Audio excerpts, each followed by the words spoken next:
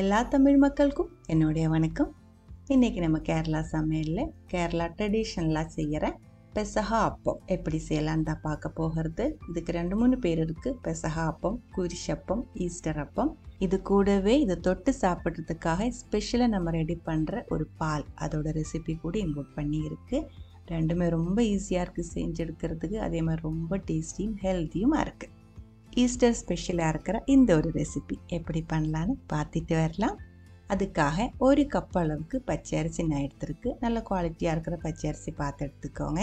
இது கூடவே அரை கப் அளவுக்கு உளுந்தம்பருப்பு. இது நான் பச்சையாக தான் சேர்க்கிறேன். சில பேர் இது வறுத்து கூடி சேர்த்துடுவேன். நான் இப்போ பச்சையாக தான் சேர்க்கிறேன். ரெண்டுமே நல்லா கழுகி 4 to 6 மணி நேரம் ஊற வச்சுக்கலாம். ஊறினதுக்கப்புறம் நம்ம இது மிக்சி ஜாருக்குள்ளே போட்டு அரைச்சி எடுக்கணும். இட்லிக்கெல்லாம் அரைக்கிற மாதிரி கொஞ்சம் கட்டியாக தான் அரைச்சி எடுக்கணும். அதுக்காக இது கூடவே அரை கப்பிலிருந்து 3/4 கப் வரைக்கும் தண்ணி ஊற்றி நல்லா கட்டியாக அரைச்சி எடுத்துக்கோங்க. பாருங்கள், இதே மாதிரி இருக்கணும். ரொம்ப லூஸாகி போகக்கூடாது. இன்னும் கொஞ்சம் கட்டியாக இருந்தால் கூட பரவாயில்ல, ஆனால் ரொம்ப லூஸாகி போகக்கூடாது.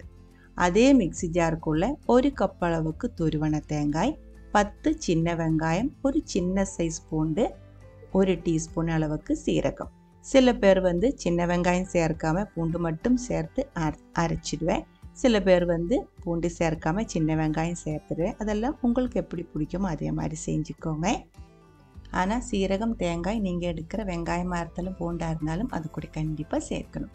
பாருங்கள், 1/4 கப் அளவு தண்ணி ஊற்றி இதே மாதிரி பாதி அரைச்சி எடுத்துக்கோங்க. கட்டியாக அரைச்சி எடுத்துக்கோங்க, ரொம்ப அரையக்கூடாது. அது நம்ம எடுத்து வச்சிருக்கிற மாவு கூட சேர்த்து அரை டீஸ்பூன்லேருந்து 3/4 டீஸ்பூன் வரைக்கும் உப்பு சேர்த்து நல்லா கலக்கி விட்டுக்கோங்க. மாவோட கன்சிஸ்டன்சி பாருங்கள், இதே மாதிரி இட்லி மாவு மாதிரி கொஞ்சம் கட்டியாக தான் இருக்கணும். ரொம்ப தண்ணி மாதிரி ஆகி போகக்கூடாது. நல்லா கலக்கி எடுத்துருக்கு. ஃபெர்மெண்டேஷனுக்காக வைக்க வேண்டிய அவசியம் இல்லை. இருந்தாலும் அரை மணி நேரம் அப்படியே மூடி வச்சுக்கலாம். அதுக்குள்ளே நம்ம பால் செஞ்சு எடுத்துக்கலாம். 200 கிராம் அளவுக்கு வெல்லம் இதே மாதிரி இடிச்செடுத்துருக்கு. அதுக்குள்ளே அரை கப் அளவு தண்ணி ஊற்றி கரைய விட்டுருக்கு.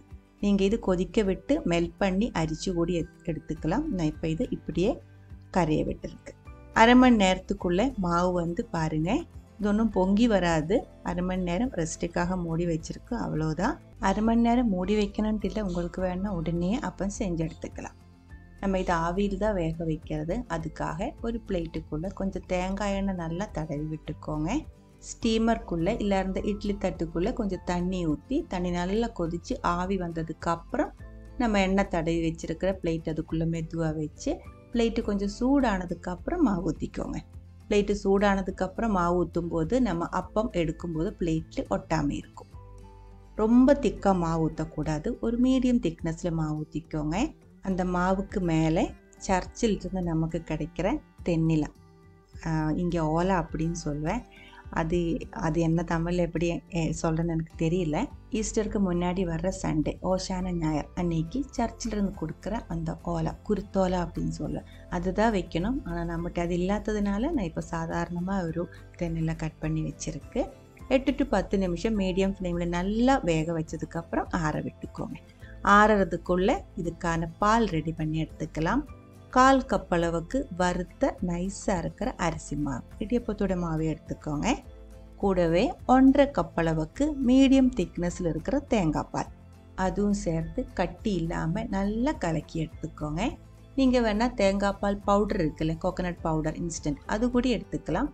1/2 கப்பு பாலுக்குள்ளே கொஞ்சம் பவுடர் போட்டு 1/4 கப் அளவுக்கு இல்லை அரை கப் அளவுக்கு பவுடர் போட்டு நல்லா கலக்கி எடுத்தாலும் போதும். நல்லா மிக்ஸ் பண்ணதுக்கப்புறம் நம்ம கரைய வச்சிருக்கிற வெல்லம் பாருங்கள், இது இப்போ ஃபுல்லாக கரைஞ்சிருச்சு. நான் முன்னாடியே சொல்லியிருந்தேன், நீங்கள் இது கொதிக்க விட்டு கரைய வச்சு எடுத்துக்கலாம். அப்போ நல்லா ஆறினதுக்கப்புறம் இதுக்குள்ளே ஊற்றிக்கோங்க.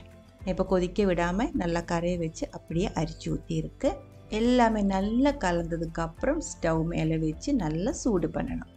இதில் அரிசி மாவு சேர்த்துருக்கிறதுனால சீக்கிரம் திக்காயிடும். அதனால தீ கொஞ்சம் அட்ஜஸ்ட் பண்ணி லோ ஃப்ளேமில் வச்சதுக்கப்புறம் கைவிடாமல் மிக்ஸ் பண்ணி இதே மாதிரி திக்காய் வரும்போது 2-3 இன்க்ரீடியன்ட்ஸ் கூடி சேர்த்து தீ ஆஃப் பண்ணிடலாம். பாருங்கள், இது இப்போ திக்காய் வர ஆரம்பிச்சிருக்கு. ரொம்ப கட்டியாகி போகக்கூடாது. அதுக்கு தகுந்த மாதிரி தான் நம்ம தேங்காய் பாலெல்லாம் ஊற்றிருக்கு. நம்ம ஊற்றிருக்கிற அளவு கரெக்டாக இருக்குது. இப்போ இது கட்டியாக வர ஆரம்பிக்கிற டைமில் 1/2 டீஸ்பூன் அளவுக்கு ஏலக்காய் பவுடர், 1/4 டீஸ்பூன் அளவுக்கு சுக்கு பவுடர், 1/2 டீஸ்பூன் அளவுக்கு சீரக பவுடர். இது 3 சேர்த்து நல்லா மிக்ஸ் பண்ணிக்கோங்க. எல்லாமே நல்லா மிக்ஸ் ஆனதுக்கப்புறம் இதோட திக்னஸும் கரெக்ட் ஆனதுக்கப்புறம் தீ ரொம்ப கம்மி பண்ணி வச்சுக்கோங்க. அதுக்கப்புறம் 1/2 கப் அளவுக்கு கட்டியாக இருக்கிற தேங்காய் பால், 1ஆம் பால் ஊற்றி உடனே ஸ்டவ் ஆஃப் பண்ணிடலாம். நல்லா மிக்ஸ் பண்ணிக்கோங்க. தேங்காய் பால் வந்து ஃபுல்லாக இதில் மிக்ஸ் ஆகணும். அது வரைக்கும் நல்லா இதே மாதிரி கைவிடாமல் நல்லா மிக்ஸ் பண்ணி எடுத்துக்கலாம். இது ஆறுனதுக்கப்புறம் ரொம்ப ஒன்றும் கட்டியாகி போகாது. இதிலிருந்து இன்னும் கொஞ்சம் திக்காயிடும். இப்போ இதோட திக்னஸ் பாருங்கள், பாதி ஆறி இருக்குது. இப்போது இந்த திக்னஸில் தான் இருக்குது. அதுக்குள்ளே நம்ம பெசஹா அப்பம், குறிச்சப்பம் நல்லா ஆறி இருக்குது. பிளேட்லேருந்து நம்ம இதை எடுத்துக்கலாம். அதில் நம்ம மேலே வச்சுருக்கிற அந்த தென்னையில் பாருங்கள், அதில் நல்லா ஒட்டி இருக்குது. இப்போ பிளேட்டுக்குள்ளே மாற்றி உங்களுக்கு பிடிச்ச ஷேப்பில் கட் பண்ணி நம்ம ரெடி பண்ணி எடுத்து வச்சுருக்கிற பால் அதுக்குள்ளே தொட்டு சாப்பிட்டுக்கலாம். இந்த ஒரு அப்பம் வந்து தெரியாதவங்களுக்காக சொல்கிறேன். இந்த ஒரு அப்பம் வந்துட்டு வியாழக்கிழமை, ஈஸ்டருக்கு முன்னாடி வர்ற மோண்டி தேர்ஸ்டே வியாழக்கிழமை தான் இது வந்துட்டு நம்ம இதை ரெடி பண்ணுறது. வீட்டில் பிடிச்சிருந்தா ட்ரை பண்ணி பாருங்கள். அதுக்கப்புறம் உங்களோட கமெண்ட்ஸ் எல்லாம் சொல்லிடுங்க. இந்த சமையல் பிடிக்கிற ஃப்ரெண்ட்ஸுக்கு மறக்காமல் ஷேர் பண்ணி விட்டுக்கோங்க. அடுத்த ஒரு வீடியோவில் நம்ம உடனே பார்க்கலாம். அது வரைக்கும் வணக்கம்.